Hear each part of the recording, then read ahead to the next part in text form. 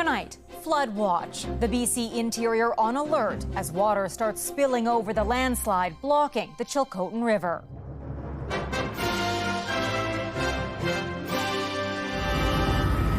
Evacuation orders and flood preparations underway. I cannot underline enough how extremely unstable and dangerous the valley is right now. In Alberta, the Prime Minister briefed on the wildfire fight while meeting with Jasper evacuees and fire crews.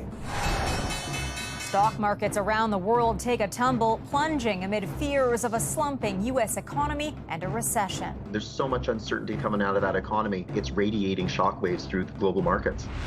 The new patient portal, helping families with loved ones in long-term care. I don't have to chase them for information about my mother. It's all there. Plus, Olympic glory. I'm always striving for more. I always want more. I have so much left I want to accomplish. I'm only 17. Canada's golden athletes share their highlights of the Paris Games.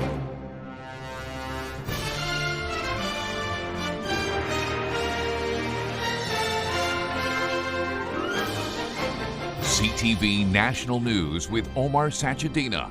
Reporting tonight, Heather Butts. Good evening. Those keeping a close eye on the landslide in the BC interior knew it was only a matter of time before the water building up behind the natural dam broke through. The concern is how fast and fierce it will flow now that it's spilling over the top. CTV's Isabella Zaffarisi reports. After days of anticipation, a rush of water. We've clearly entered a new phase in our response to the Chilcotin River landslide. Since Wednesday, a landslide has choked the Chilcotin River, creating a lake about 11 kilometers long behind it. Water is starting to run a lot more down the river channel. Just before 9 Monday morning, that water began to overflow past this natural dam, prompting a severe warning from the province. I cannot underline enough how extremely unstable and dangerous the valley is right now. It is extremely unsafe to be in the landslide and surrounding areas. As the water began to move downstream, it gained momentum, causing debris to form and banks to become unstable, creating dangerous conditions. You'll notice a change in sediment, so you'll notice a change in color within the stream. It will be dirtier. You may be standing on really unstable ground. That's why we want you to stay away from the riverbanks. It is not the place to be. You can see it's breaking through a lot more dust. Numerous evacuation orders have been issued, including anywhere on the Fraser River and its banks from Churn Creek to Little Leon Creek. With 11 properties on order, which we've estimated to be a population of about 10 people. We need people to stay off of the Chilcotin and Fraser Rivers and away from the riverbanks. The stream is moving as the province predicted, but things could change quickly. These images just hours apart showing rising water levels. The risk is decreasing, but understand, it is clearly still there. Minister Bowen Ma says the province will be monitoring the river closely and adds there's no certainty yet as to when it will be safe enough for people to get back on the river. Isabella Zaffarisi, CTV News, Vancouver. People who fled the Jasper wildfires had the chance to return to the town today to see the devastation firsthand. Some of them meeting with the Prime Minister, who was briefed on the fire situation in nearby Hinton, Alberta. Here's CTV's Miriam Valdez-Carletti. More than a week after wildfires ravaged the town of Jasper, the Prime Minister paid a visit to the Wildfire Command Centre in Hinton, meeting with fire crews and Premier Danielle Smith. It's going to be a really big rebuilding challenge. I wanted him to see that Unified Command works and that he should trust us as a partner to be able to assist in that. The leaders were briefed on the wildfire response in Jasper. 858 people still working to get the fire in the national park under control. Right now, we're taking the advantage of the fact that we're going to try and get as many people on the ground as we can in places we could not get them based on fire behavior. While it isn't safe for people to return home, evacuees were able to take a bus into the town on Monday for the first time to see the damage and devastation themselves. I think some people want the closure, so seeing a physical demonstration of your home no longer being there might help with the healing process. Others aren't ready yet. We'd rather see the community privately on our own when we're able to. It's just not something, it's something we've chosen not to do. As the province looks towards the future of Jasper and rebuilding the town, Premier Smith says she hopes to work closely with Trudeau. Because I think we'll be able to get permits approved, the development support that's needed, and be able to do things a lot faster with all three levels of government working together. Smith says Jasper doesn't have a development permitting department like most municipalities, but is working towards that so rebuilding can be done without any delays. Trudeau didn't make himself available to media or take questions. His office says he won't be taking a tour of the devastation in Jasper during his visit.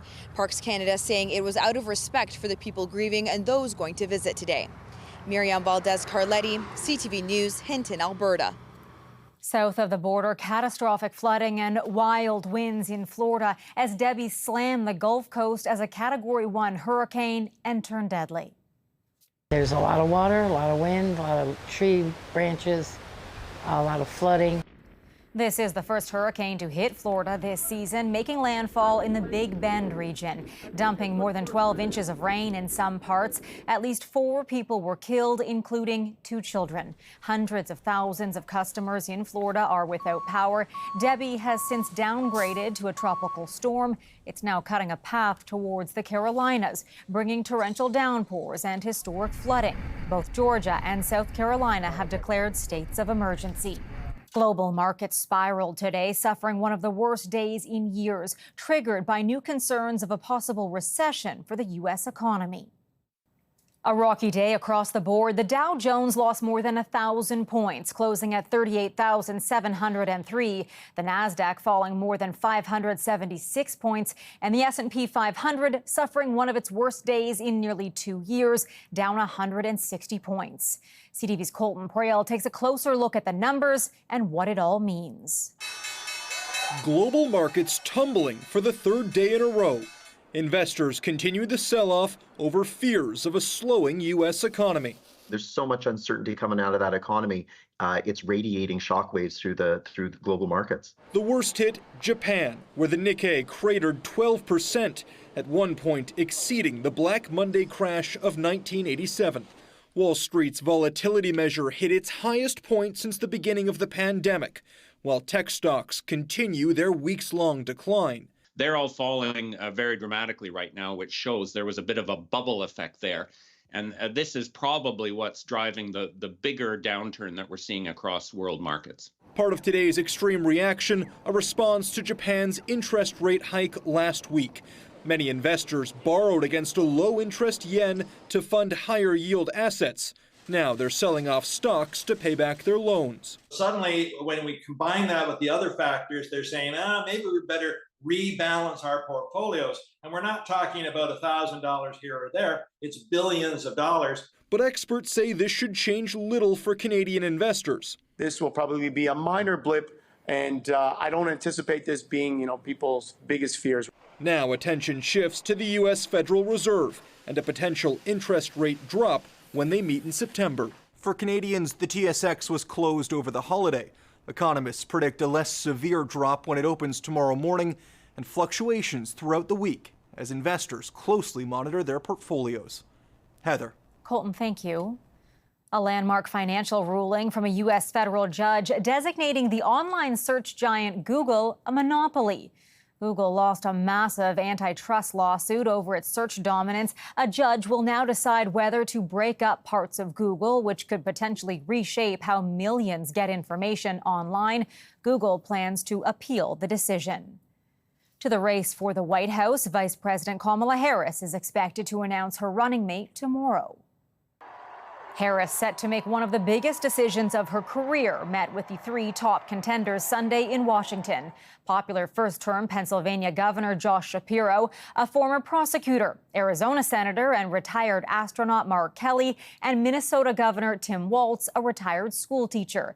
She's expected to make the announcement at tomorrow's rally in Philadelphia, where the pair will kick off a blitz of rallies in key battleground states this week. The Prime Minister of Bangladesh resigned and fled the country after weeks of deadly anti-government protests gripped the nation. Thousands of protesters stormed Sheikh Hasina's official residence. They want to scrap quotas for government jobs and put an end to the prime minister's 15-year rule. At least 91 people were killed yesterday and hundreds more injured in clashes between police and protesters. Nearly 300 people have died since mid-July. Bangladesh's military says it will form an interim government. A violent altercation over a Toronto parking ticket sent a man and 2 officers to hospital.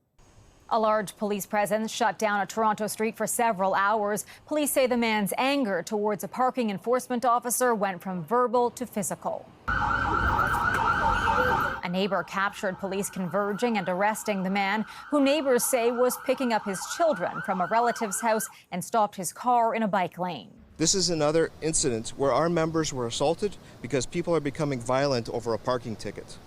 This is not acceptable. Police call it an increasingly troublesome occurrence. As of mid-July, 27 assaults on parking enforcement officers have been reported, compared to just 4 in the same period last year. Canada has battled the best in the world at the Olympics, relishing several golden moments. But today, Canadian athletes were kept off the podium. CTV's Christina Tenalia joins us. Christina, passion and pride still on display, though. Heather, Team Canada celebrated its swimmers at Canada House today, wrapping up 9 days of competition. The swimmers take off from Paris with 8 medals, matching their second highest total ever. The person to my right probably does not need very much of an introduction. It's been the summer of Summer McIntosh. No, I don't think it's sunk in at all. The 17-year-old from Toronto, Ontario, takes off from Paris with 3 gold medals and a silver. She became the first Canadian athlete to win 3 golds in 1 Olympic Games and matched teammate Penny Alexiak for the most medals won by a Canadian athlete at a single Summer Games. Her recent popularity speaks to the demands on her schedule, with her time with the media capped as she had an important phone call coming up.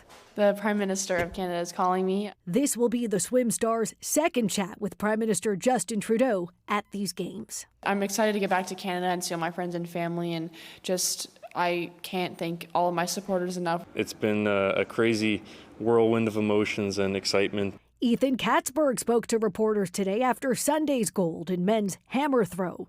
The 22-year-old from Nanaimo, BC, is Canada's first gold medal in any throwing event since 1904. In Paris this afternoon, optimism and disappointment. The reigning men's 200-meter champ from Markham, Ontario, Andre DeGrasse, qualified for the semis coming up on Wednesday.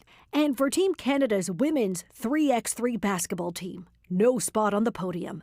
The women missed out on a bronze medal, losing to Team USA. Day 10 at the Games wraps up with Team Canada in 11th spot with 17 medals, 5 gold, 4 silver, and 8 bronze. Teams China, USA, and Australia dominate the medal count. Heather. All right, thanks, Christina. Coming up, connecting with loved ones in long-term care.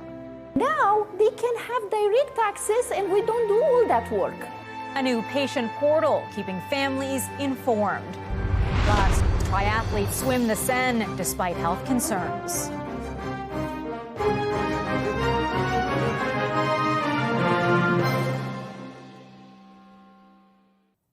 The pandemic revealed a sad reality for families faced with a lack of transparency when struggling to get updates on loved ones in long-term care.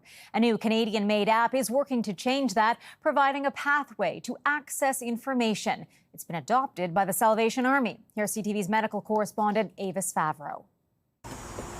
Few Canadians with a loved one in long-term care can do this: get round-the-clock information on their aging relatives. Watch as Teresa Kuroji gets updates on her 90-year-old mom, vitals, medications, blood pressure, without having to locate a staff nurse. I don't have to call them, or I don't have to chase them for information about my mother. It's all there. This Salvation Army-run long-term care home in Toronto is the first in Canada to adopt a new way of talking to families and opening access to medical files. How do we provide that access now?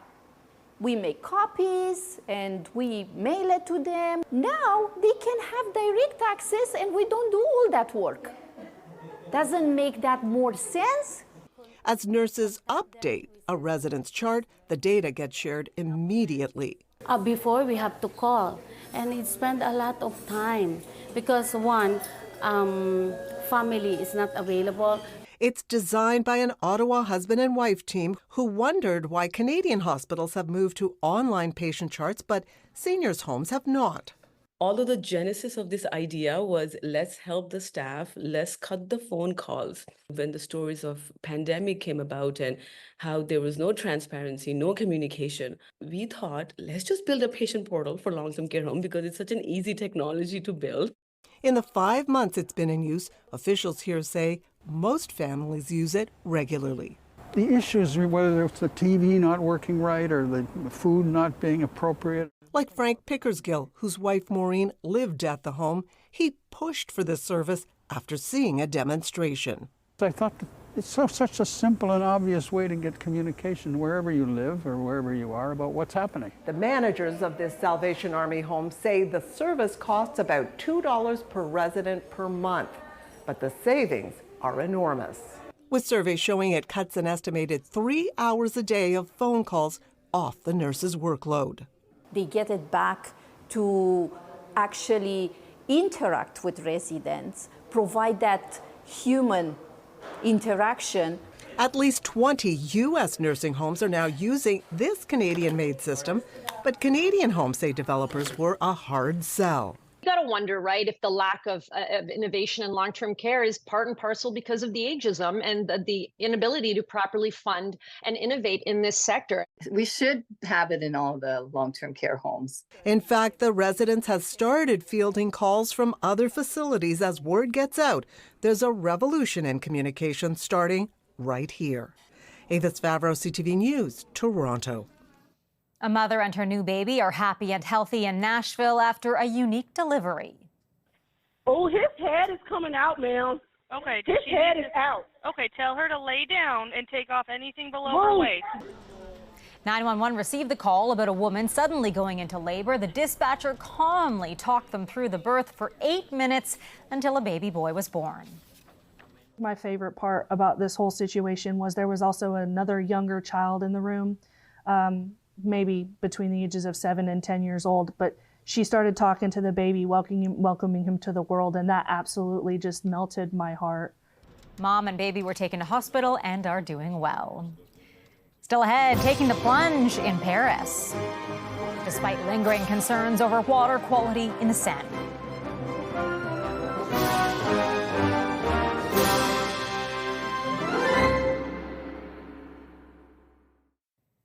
In Paris today, the mixed relay triathlon went ahead despite lingering concerns about the water quality in the Seine. The Belgian team pulled out after one of its athletes fell ill. Still, other competitors dove in. CTV's Geneviève Boschman on what athletes and the fans had to say. The Olympic Committee continued to navigate murky waters as athletes dove into the Seine today for the mixed relay triathlon.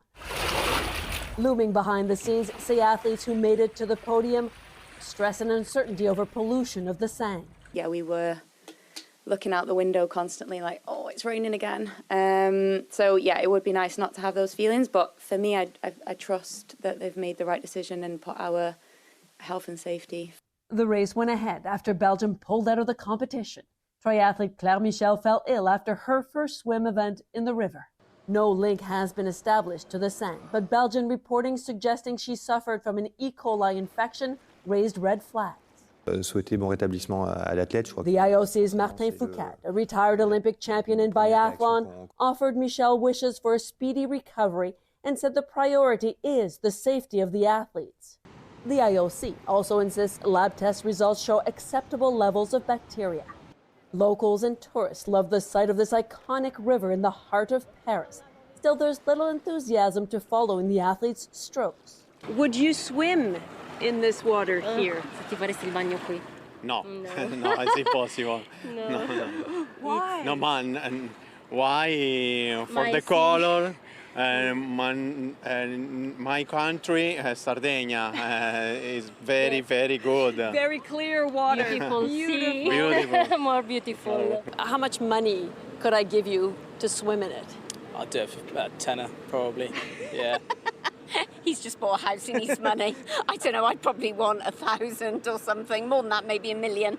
No, I'd do 50 quid. 50 quid would be all right. I'd be open to be bartering with it, you know. And for a gold medal, maybe? Oh, absolutely, yeah. For athletes, there is a medal on the line, and some say that is at the heart of the debate here. It seems like they kind of were just hoping for the best, and know the athletes are going to do it because it's the Olympics. It will be up to Olympic Committee experts, of course, to decide whether the Seine is clean enough to continue to be an Olympic venue. Heather. Geneviève, thank you. And we'll have more preparations for Paris after the break. Canadian athletes suiting up for the Paralympic Games.